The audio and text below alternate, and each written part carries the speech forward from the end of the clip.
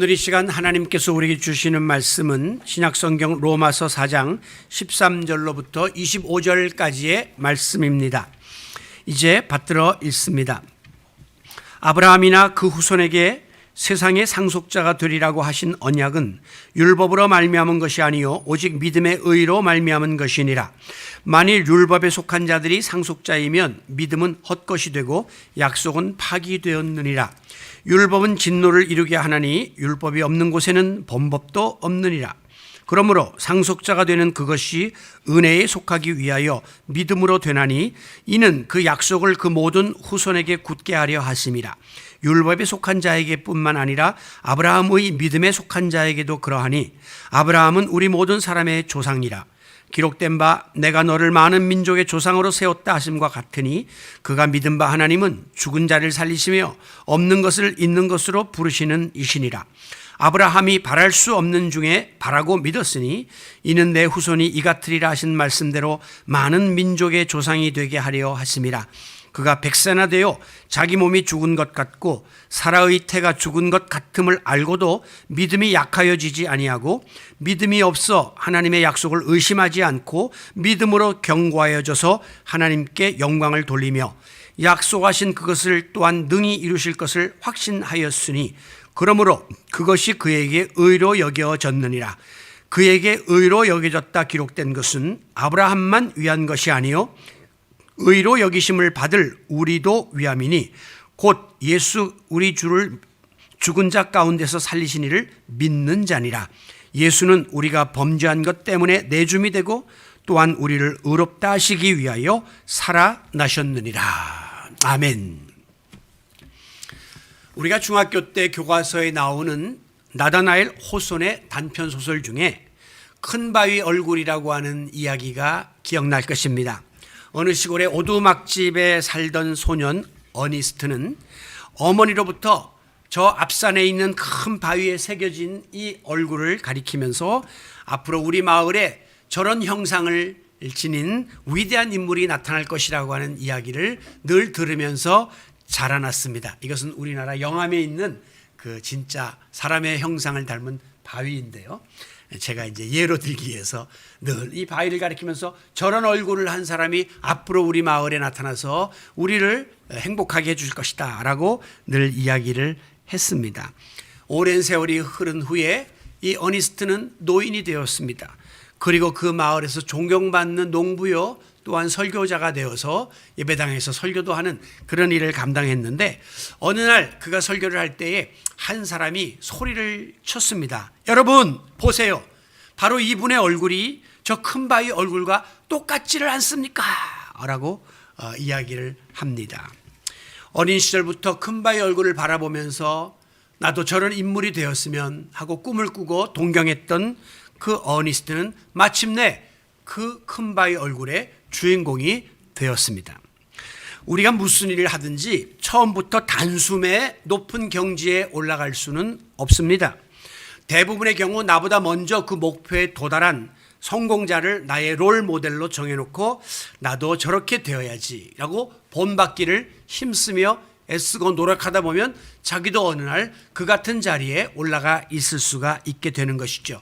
지난 주일날 우리 남자 피겨의 기대주인 차준환 선수가 이제 남자 피겨 역사상 처음으로 올림픽에서 5위에 입상하는 큰 쾌거를 이루었습니다. 그런데 이 차준환은 어린 시절 김연아 선수를 보면서 나도 저런 피겨 선수가 되었으면 이라고 하는 꿈을 키웠다고 해서 차준환을 김연아 키즈, 김연아 어린 아이라고 이렇게 부릅니다. 그런가 하면 이미 세계적인 명선수의 반열에 올라간 손흥민 선수는 영국의 프리미어 리그에서 뛰는 박지성 선수를 바라보면서 나도 저런 축구 선수가 되었으면 하는 꿈을 가졌는데 지금은 박지성을 능가하는 세계적인 선수가 되었습니다. 신앙생활도 마찬가지입니다.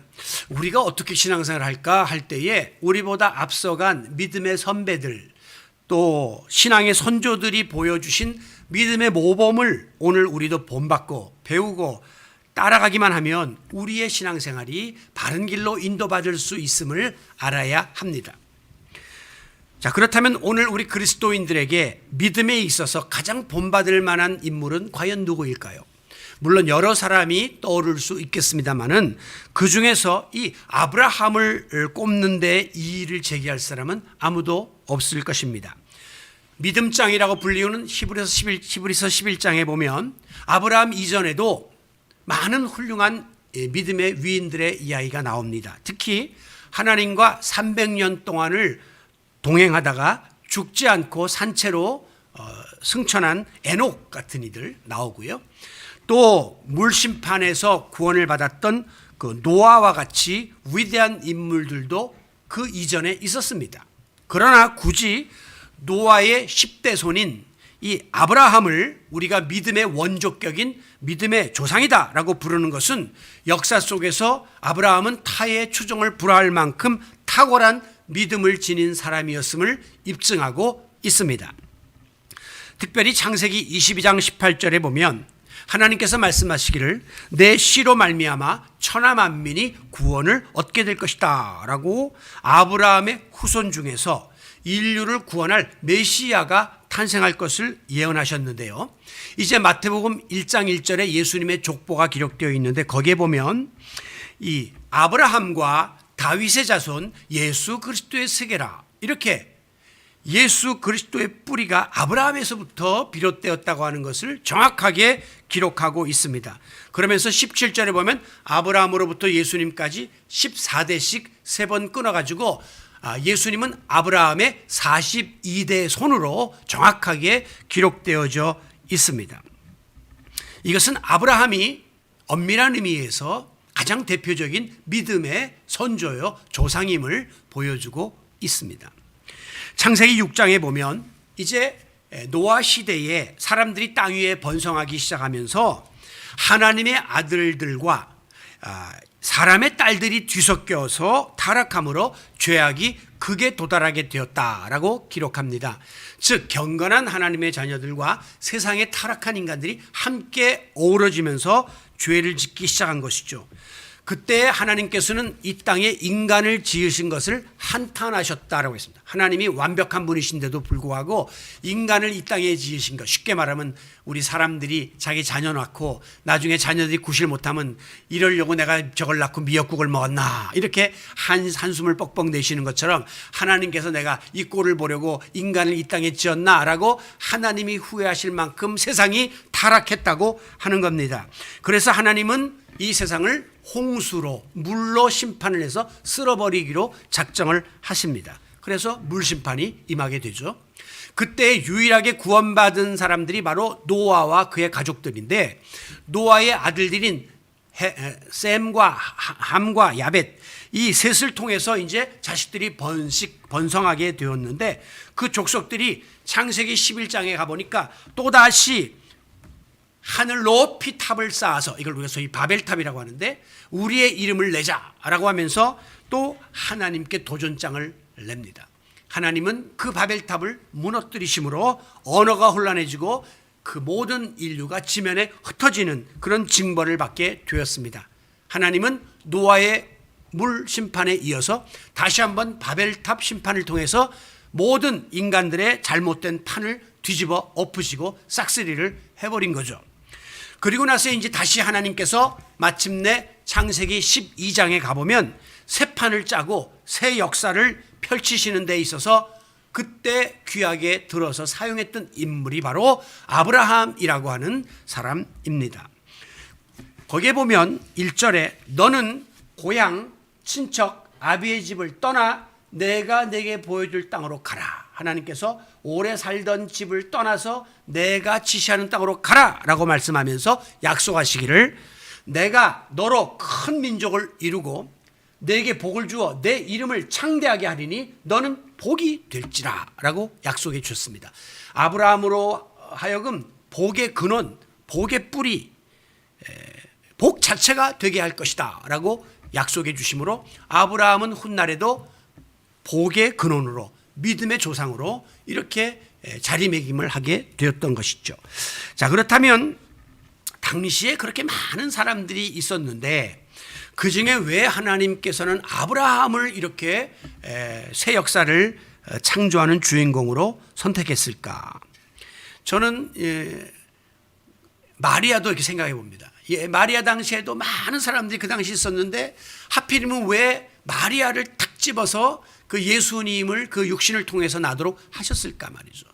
이게 마리아에게는 영광이기도 하지만 한편으로는 처녀의 몸으로 아기를 갖는다는 것이 굉장히 수치스럽고 어려울 수 있었는데 왜 하필이면 마리아를 택했을까?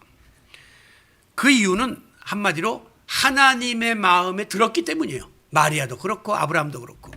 그러면 아브라함의 어떤 면이 하나님 마음에 들었을까? 그것은 바로 아브라함이 지닌 믿음이 하나님의 마음에 쏙 들었던 것입니다. 오늘 본문 13절에 보면 아브라함이나 그 후손에게 세상의 상속자가 되리라고 하신 언약은 율법으로 말미암은 것이 아니요 오직 믿음의 의로 말미암은 것이다 라고 했어요. 즉 이 상속자는 그 씨를 말하는 겁니다. 거기 난회주에 보면 이 세상의 모든 것의 근원이 될 것이라고 약속한 것은 딴 거 없고 아브라함이 지닌 믿음, 그 믿음을 보고 하나님이 아브라함을 택했다고 분명히 밝히고 있습니다. 자, 그렇다면 아브라함이 지녔던 이 믿음은 도대체 어떠한 믿음이었느냐? 이어지는 17절 말씀에 보면 그가 하나님을 믿었는데 그가 믿은 바 하나님은 죽은 자를 살리시고 없는 것을 있는 것으로 부르시는 이심을 믿었다라고 했습니다. 즉 죽은 자를 살리는 생명의 주관자, 무에서 유를 창조하는 전능자이심을 믿었던 거죠. 이거 화면 전환이 안 돼요? 예. 지금 영상 보는 분은 지금 5분 동안 그냥 계속 목사님 얼굴 못 봐요. 그때 해주세요. 자, 이것을 이제 생명의 주관자로 창조주로 그렇게 믿었기 때문에 이제 하나님께서 감히 네가 오랫동안 살던 땅을 떠나라 하는 그 말씀에 지체치 않고 순종하고 정든 땅을 떠날 수가 있었던 것이죠. 여러분 말이 그렇지 아브라함이 이때 하나님의 명령을 받은 그 나이가 75세거든요. 거의 75년 동안 자기 고향 땅에서 그냥 생활 기반 닦고 편안한 삶을 살았던 아브라함입니다. 그런데 이제 와서 어딘지도 모르고 그냥 막연하게 내가 지시하는 땅으로 가라? 여러분 어떻게 그거를 결단할 수가 있겠습니까? 제가 얼마 전에도 그 미국 한인교회에 있는 어떤 목사님이 교회가 굉장히 부흥되는데 10년 목회하셨어요. 교회가 너무너무 부흥되고 분위기 좋아요. 그런데 과감하게 사표를 내고 다른 사역을 위해서 떠났다 하는 기사를 보았습니다. 저는 참 존경스럽습니다. 저는 개인적으로 만약에 할 수만 있다면 10년 주기로 목회지를 좀 변경하고 싶은 마음이 있는 사람이에요. 저는 지금까지 7년 이상을 한 교회에서 목회를 해본 적이 없습니다. 미국에서도 7년, 이전 교회에서 7년, 여기서만 지금 16년째 이렇게 하고 있죠. 왜 지금 제가 결단을 못 내리느냐? 이제 내가 너무 늙었어요. 그리고 제가 어디 가서 할 수 있는 역량이 없어요. 그렇기 때문에 정말 할 수 없어서라도 이렇게 붙어 있는 거예요. 제가 사실은 지난 14년이 됐을 때 우리 장로님들께 제안했습니다. 제가 한 번 더 개척하고 싶습니다. 경기도로 나가겠습니다. 어디로요? 김포가 좋답니다. 그때 서강훈 목사님이 그렇게 자꾸 김포 이야기하면서. 그래서 지금 우리가 이 자리에서는 더 이상 어떠한 그 변화를 기대할 수 없는 것이 우선 애들이 없고 다음 세대가 없고 집값이 너무 비싸서 젊은이들이 살 수가 없고 젊은 부부들이 여기 나이 드신 그냥 정착하고 계시는 분들만 계시고 지금 현재 우리 교회 거의 절반 이상이 다 차를 타고 1시간 이상에서 오시고 여기서는 지역교회로서의 사명을 우리가 감당할 수 없으니 건물도 없겠다. 한번 날개를 핍시다. 그래서 김포에 이야기를 해갖고 제가 좀 알아봤습니다. 장로님들도 좋은 생각이라고. 제가 조건을 2가지 걸었습니다. 첫째는 주일만 오세요. 글로 김포로. 왜냐하면 어차피 지금도 하루밖에 안 오시잖아요. 주일날밖에. 하루 그걸로 오세요. 조금만 시간만 배로 타고 오세요. 2번째 헌금은 지금처럼 해줘야 됩니다. 이게 실탄이 있어야지 되니까. 그럼 제가 한번 몸 바쳐서 그때 제가 63세니까 62세니까 내가 나머지 70까지 그냥 뼈가 아슬해져 해볼 테니까 그렇게 합시다. 그러니까 좋습니다. 그렇게 생각을 했는데 몇 주 있다가 장로님들이 뭐 했는데 암만 해도 멀어요. 갈 수가 없을 것 같고, 그러면 또 우리가 이렇게 마음도 멀어지고 이래서 힘들 것 같습니다. 그래서 제가 아들한테 한번 물었습니다. 마침 미국을 그때 안식년이라고 가가지고, 아들아, 아빠가 마음은 아직 젊다. 그런데 여기서 이렇게 그냥 이 강남에서 이렇게 큰 교회들 틈에서 이렇게 있는 것보다는 좀 새로운 신도시에 가서 한번 확 도전하고 싶은데 어떠냐? 그랬더니 우리 아들이, 아빠, 큰 교회 하고 싶으세요? 그 한마디에 제가 탁 접었습니다. 큰 교회? 아니, 나 큰 교회 하려는 건 아닌데, 근데 왜 지금 접어야 될 나이에 또 날개를 빌라 그러세요? 저는 큰 교회보다 조금 더 소신껏 내가 한번 날개를 피면서 더 발전적인 그런 목회를 하고 싶지만, 그 말은 결국 좀 더 큰 교회 하고 싶은 거 맞거든요. 여기 성에 안 차는 거죠.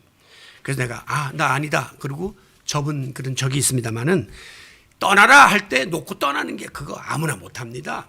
근데 요 인근의 경기도에 제가 아는 목사님 한 분은 교회를 4개 개척했어요. 4번. 딱 교회 갑니다. 가서 한 10년 합니다. 그럼 교회가 어느 정도 자리 잡고 안정되면 지체 없이 내려놓고 다른 분한테 맡기고 또 딴 데 가서 개척합니다. 그렇게 해서 교회를 4군데나 개척하고 은퇴하시는 걸 봤습니다. 정말 보통 분들이 아니고 보통 믿음이 아니죠. 저희 같은 이런 범생들은 그런 믿음이 없는 거예요. 근데 아브라함은 75세에 평생 살아왔던 고향 땅 놓고 떠나 하는데 아멘 하고 떠났다는 겁니다. 그것은 왜 그렇습니까? 아까 17절에 살펴본 것처럼 하나님은 없는 것을 있게 하시는 분이니까, 죽은 자도 살리는 분이니까, 내가 지금 어디로 갈지도 모르고 가지만 분명히 하나님은 그 모든 것을 예배해 놓으셨을 것이라고 하는 확신을 가지고 도전했던 것입니다. 그렇습니다. 하나님 말씀에 순종하면 하나님은 우리를 약속의 땅으로 인도해 주실 것을 믿었던 것이죠. 하나님은 인간의 불확실한 미래조차도 하나님 말씀을 믿고 하나님께 전적으로 모든 것을 내어 맡기고 나가면 하나님이 그 미래를 보장해 주신다는 확신이 있었기 때문에 아브라함은 결국 마지막에 열국의 아버지가 될 수 있었고 민족의 아버지, 믿음의 조상이 될 수 있었던 것입니다. 여러분, 우리의 믿음이 뭐냐? 믿음은 말씀을 붙잡고 긍정적으로 반응하는 것이 믿음입니다. 젊은 남녀가 결혼합니다. 뭘 믿고 결혼합니까 도대체? 상대방이 나 너 사랑해, 그리고 너와 함께 평생을 살고 싶어라고 하는 그 말을 믿고 결혼하는 거란 말이죠. 두 사람이 동업을 합니다.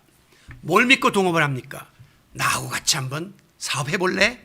나는 이런 계획이 있어. 나는 이런 프로젝트가 있어. 그러면 우리 함께 힘을 합쳐보자라고 하는 그 약속 믿고 동업을 하는 거예요. 오늘 우리가 신앙생활하고 믿음생활하는데 뭘 믿고 지금 신앙생활합니까?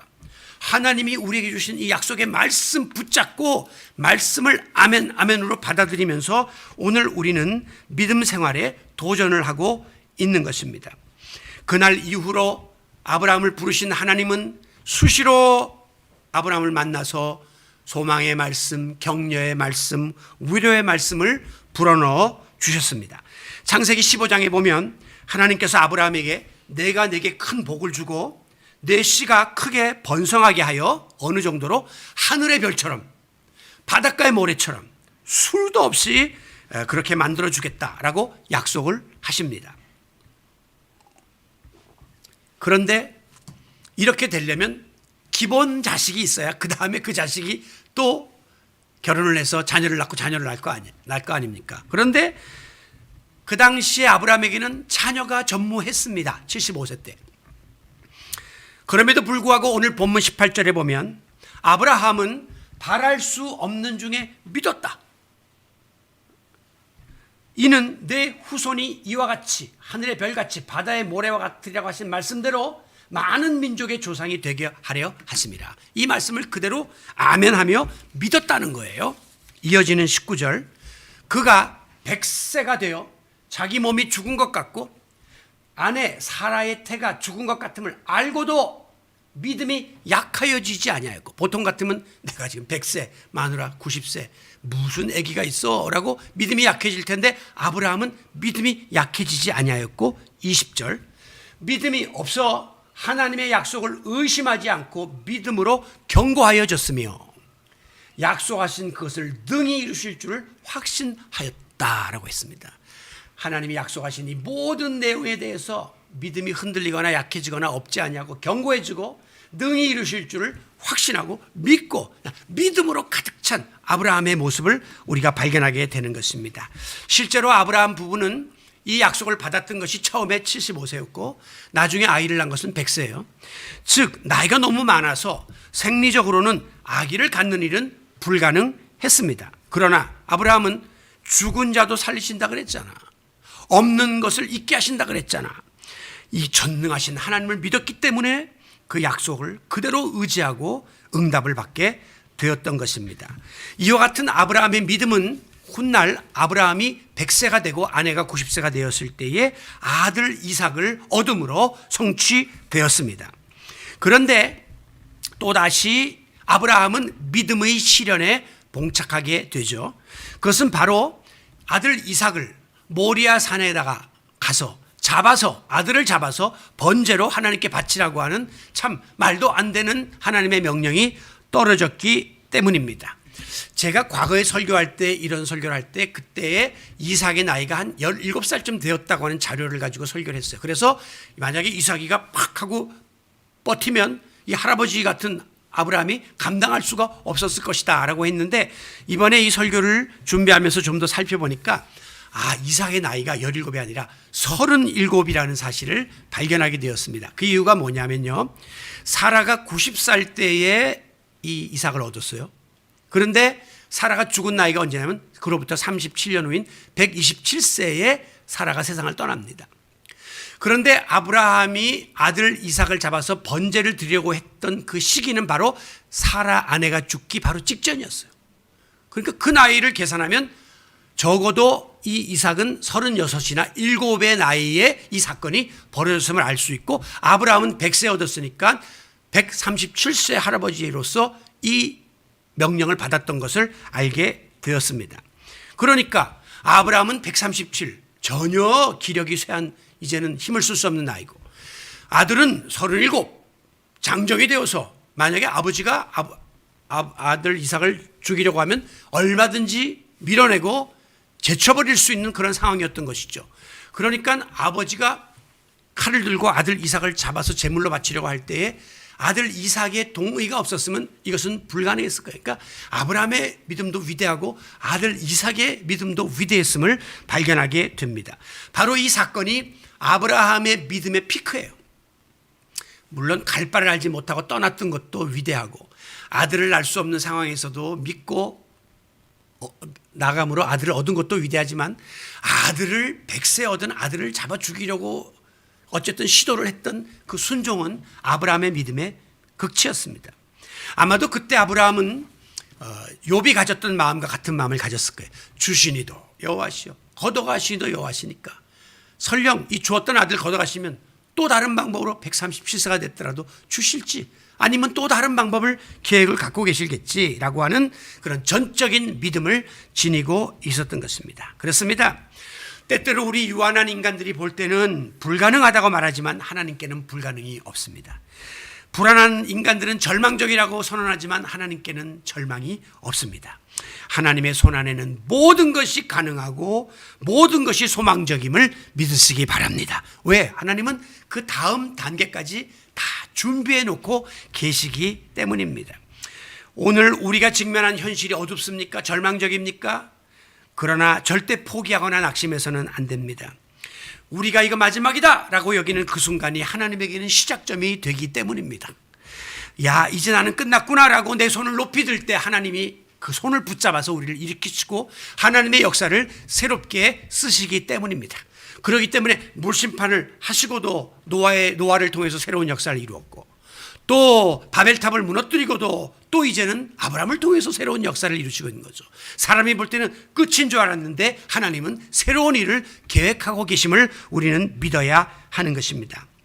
그런데요, 이렇게 믿음이 훌륭하고 좋아 보였던 아브라함에게도 믿음을 끝까지 지키는 데 있어서 결정적인 위기의 순간이 있었습니다.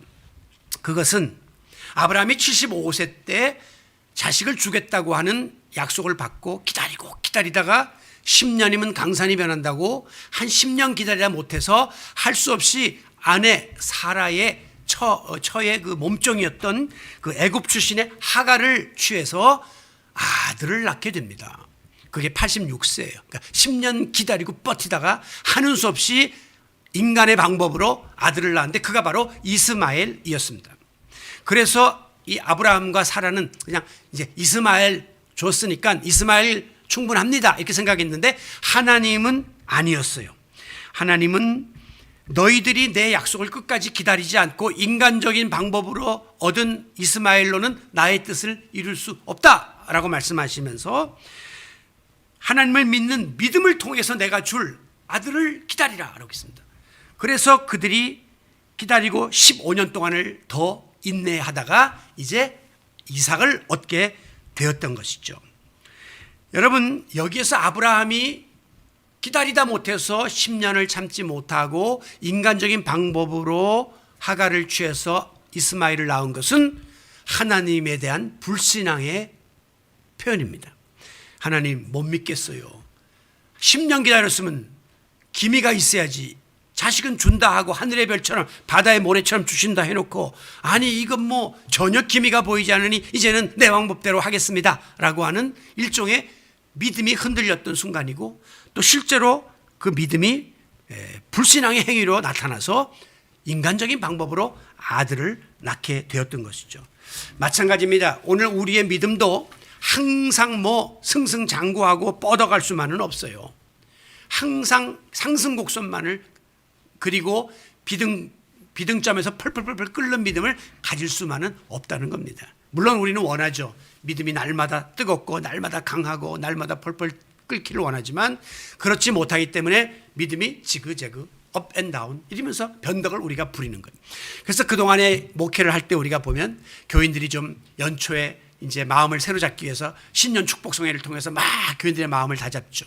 그러다 보면 이제 교인들이 조금 더 믿음이 떨어지면 또 부활절 행사를 통해서 또 막 다잡죠. 그리고 또 막 올라갔다 또 떨어지면 또 이제 중간쯤에 가서 또 축의 심령 부흥성회 막 하고 또 막 잡죠. 그리고 또 안 되면 또 동계 뭐 여름 수련회 이걸 통해서 자꾸 프로그램을 많이 했던 것이 우리 믿음이 한결같지 못하니까 떨어지면 또 올려야 되니까 교회가 계속적으로 성도들을 끌어올리는 작업을 했던 것입니다.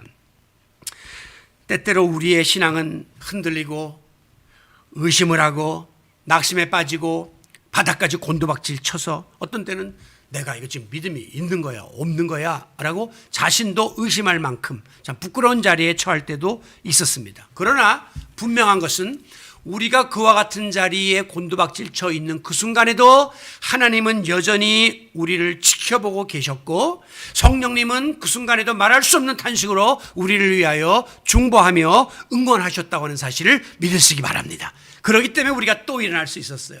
또 도전할 수가 있었던 것입니다.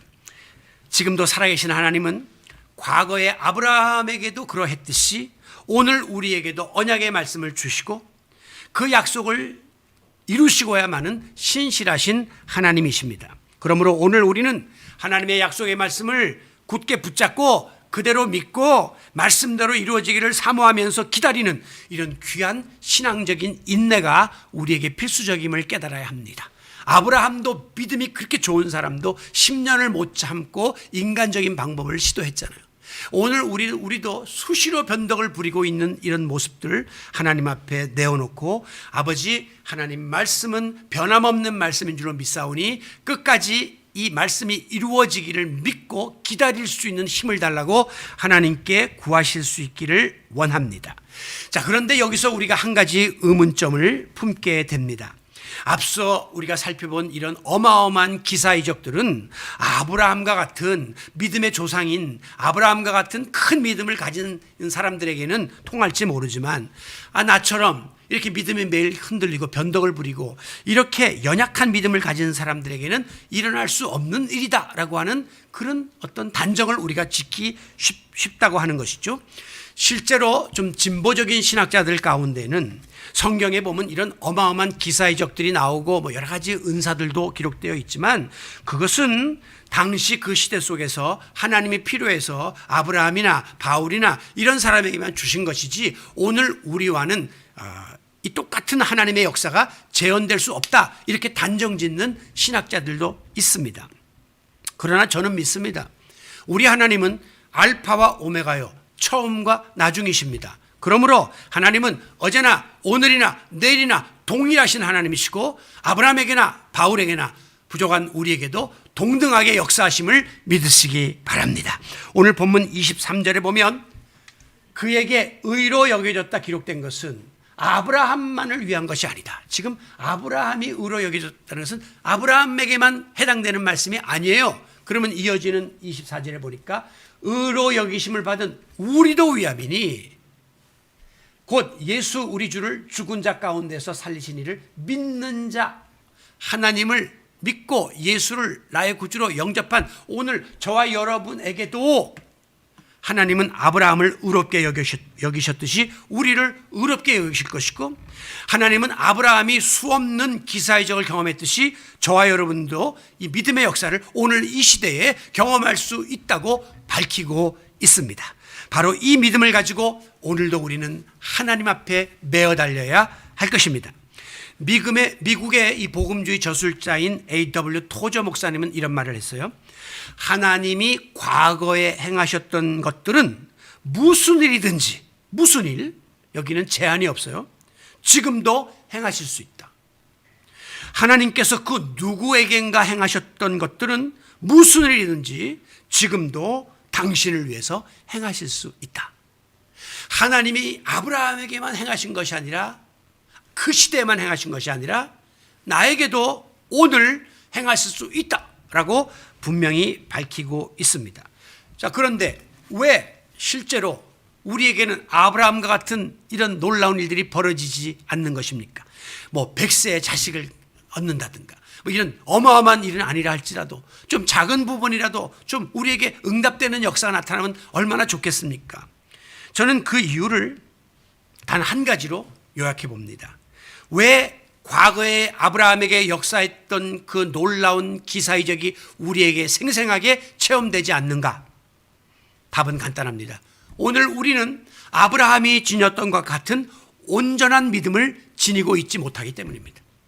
아브라함과 같은 온전한 믿음을 지닌 자에게 하나님의 능력의 역사가 나타나는데, 우리의 믿음은 여전히 반쪽짜리 믿음, 불완전한 믿음을 가지고 있기 때문에 아브라함과 같은 일들을 체험할 수 없다고 하는 것이죠. 야베스의 기도라고 하는 책을 지은 브루스 윌킨스 박사님이 이제 사역자들을 양육하기 위해서 리더 50명을 훈련시켰습니다. 그리고 7명씩 7팀으로 나눠가지고 과제를 주고 토의하도록 했어요. 주제는 뭐냐면, 왜 오늘 우리는 하나님의 능력을 경험하지 못하는 것인가? 라고 하는 주제를 가지고 토의를 시켰습니다. 왜 오늘 우리에게는 아브라함과 같은 능력이 안 나타나고 베드로와 같은 능력, 바울 같은 능력이 안 나타나냔 말이에요. 하나님은 어제나 오늘이나 내일이나 동일하신데 왜 능력이 우리에게는 지금 안 나타나고 있느냐라고 하는 이 질문을 던졌는데, 놀랍게도 그 7팀이 딱 가지고 나온 답이 하나예요. 불신입니다. 불신. 그러니까 믿지 못하기 때문입니다. 하나님이 설마 그런 일까지 개입하시겠어? 하나님이 그렇게까지 하시겠어? 라고 하는 그런 불신앙, 의심, 이런 것이 아직까지 우리에게 있기 때문에, 즉 우리의 생각과 말과 행동이 믿음과 일치를 하지 않기 때문에 하나님의 능력을 체험할 수 없다고 하는 것입니다. 분명히 하나님은 죽은 자를 살리시고 없는 것을 있게 하시는 창조주 하나님이고 전능자이시라고 하는 사실을 믿어야 하는데, 오늘 우리 안에 그 같은 믿음이 반만 있거나 혹은 부분적으로만 있다면 하나님의 위대한 능력이 온전하게 우리 가운데 나타날 수 없다고 하는 것입니다. 그러므로 하나님의 능력이 우리 가운데 임하려면 그 능력에 대해서 내 믿음이 함께 반응을 해줘야 돼. 하나님의 능력에 내 믿음이 맞장구를 칠 때 스파크가 일어나면서 거기에서 파워가 우리에게 주어지게 되는데, 우리는 하나님의 능력에 대해서 믿음으로 반응하지를 못하고 불신하고 의심하고 하나님의 그 능력과 맞장구를 치지 못하기 때문에 여기서 역사가 일어나지 못하고 있는 것입니다. 무궁무진한 하나님의 은혜의 강물이 흘러넘치는데 내가 믿음의 컵을 가지고 퍼야만 내 입에 넣을 수 있는데 내게 믿음의 컵이 없는 거예요. 어마어마한 하나님의 축복의 열매들이 많이 맺혀 있는데 내가 손을 뻗어서 그걸 따서 내 입에 넣어야만 내 것이 되는데 오늘 손을 뻗는 믿음이 내게 없기 때문에 마치 베드로가 예수님을 보고 몇 발자국 바다 위를 걷다가도 두려움이 들면서 풍덩하고 물에 빠진 것처럼 몇 발자국 걸었다는 것은 예수님처럼 할 수 있었다는 겁니다. 그런데 의심이 생기니까 불신이 생기니까 그만 실패를 하고 말았던 것이죠. 만약에 우리에게 믿음이 없다면 아무리 하나님이 죽은 자를 살리고 없는 것을 잊게 하는 하나님이라 할지라도 우리와 관계없는 상관없는 분이 되고 마는 것입니다. 그래서 야고보서 1장 6절에 보면 오직 기도할 때 믿음으로 구하고 조금 더 의심하지 말라. 의심하는 자는 마치 바람에 밀려 요동하는 바다 물결 같으니 이런 사람은 무엇인지 주께 얻기를 생각하지 말라. 의심하는 사람이 하나님의 역사를 경험할 것은 그건 꿈도 꾸지 말라는 거예요. 그건 얼토당토하는 이야기라는 겁니다. 즉 믿음을 가진 자라야 하나님의 능력을 소유할 수 있고 하나님의 역사를 경험할 수 있다는 말씀입니다. 즉 믿음이 없으면 응답도 없다고 단언하고 있는 것이죠. 오늘 우리 마음속에 가득 차 있는 이 의심, 불신의 장벽을 허물어야 합니다. 그리고 아브라함과 같은 온전한 믿음으로 우리가 무장을 하게 될 때에 우리는 전능하신 하나님의 능력을 날마다의 삶 속에서 오늘 이 시대 속에서도 생생하게 체험하며 살아갈 수 있게 될 줄로 믿습니다. 오늘 말씀을 마무리합니다. 아브라함은 하나님의 말씀을 의지하여 갈 바를 알지 못하고 정들었던 갈대아 우르 고향 땅을 떠났습니다. 그는 자식이 없는 절망적인 상황 속에서도 너로 큰 민족을 이루게 하고 너의 자손이 하늘의 별처럼 바다의 모래처럼 많아질 것이라고 하는 약속의 말씀을 믿음으로 100세의 아들을 얻었습니다. 그는 독자 이삭을 잡아 바치라 하는 명령에 있어서도 하나님은 죽은 자도 살리시는 분이시니까 그냥 아멘하고 순종하려고 했기 때문에 아브라함은 결국 믿음의 조상이라고 하는 놀라운 칭호를 받게 되었고 수많은 후손들을 둔 열국의 아버지가 될 수 있었으며 그 씨에서 만민을 구원할 메시아가 탄생함으로 복의 근원으로 자리매김을 하게 되었습니다. 아브라함은 이렇게 위대한 믿음의 발자취, 족적을 우리에게 남겨주었습니다. 이 모든 축복의 출발점과 열쇠는 어디에 있었느냐? 하나님을 향한 온전한 믿음에서부터 모든 축복이 임하게 되었다는 사실을 우리는 다시 한번 확인했습니다. 지금 우리가 믿는 하나님은 그 옛날 아브라함이 믿었던 하나님과 같은 분이에요. 없는 것을 있게 하시고 죽은 자를 살리시는 전능하신 하나님이심을 믿어야 합니다. 권능의 손으로 홍해도 갈랐고 여리고 성도 무너뜨렸고 요단강도 갈랐던 그분이 바로 그 하나님이에요. 광야 생활 40년 동안 하루도 빠짐없이 만나 메추라기를 내려주셨고 반석에서 물이 터지게 하셨던 그 하나님이 바로 우리가 믿는 그 하나님입니다. 자식이 없던 아브라함으로 하여금 위대한 민족의 꿈을 꾸게 하시고 그 꿈을 현실로 이루셨던 그 하나님도 바로 우리가 믿는 그 하나님입니다. 어제나 오늘이나 내일이나 변함없이 역사하시는 그 동일하신 하나님이 지금 이 순간에 저와 여러분 가운데도 역사하고 계심을 믿으시기 바랍니다.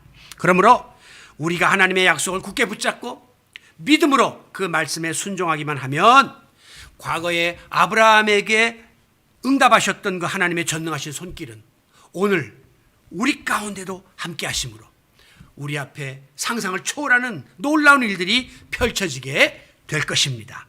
아무쪼록 믿음의 조상 아브라함의 믿음을 본받고 아브라함이 걸었던 믿음의 발자취를 따라가므로 오늘 우리도 그 같은 믿음을 계승받고 또 우리도 믿음의 족적을 남겨서 우리 후예들이 우리의 믿음의 발자취를 따라올 수 있도록 믿음의 계승이 이루어지는 복된 성도 여러분들이 되시기를 예수님의 이름으로 축원합니다. 존귀하신 아버지 하나님 감사합니다. 우리에게 믿음이라고 하는 위대한 무기를 허락해 주셨고 우리는 이 믿음으로 하나님께 나아가고 믿음으로 오늘 이 시대를 살아가고 믿음으로 우리의 앞날에 대한 소망을 갖게 하시니 감사합니다. 세상은 흔들리고 사람들은 변하여도 이 믿음 변치 않도록 어제나 오늘이나 내일이나 동일하신 하나님께서 역사하여 주시옵소서. 그리하여 아브라함이 그랬던 것처럼 오늘 우리도 믿음의 발자취를 많이 남기게 하시고 또 그 믿음의 발자취를 따라 우리 후손들이 믿음을 지켜나갈 수 있는 아름다운 믿음의 전승이 이어지게 하여 주시옵소서. 우리 주 예수님의 이름으로 기도하옵나이다. 아멘.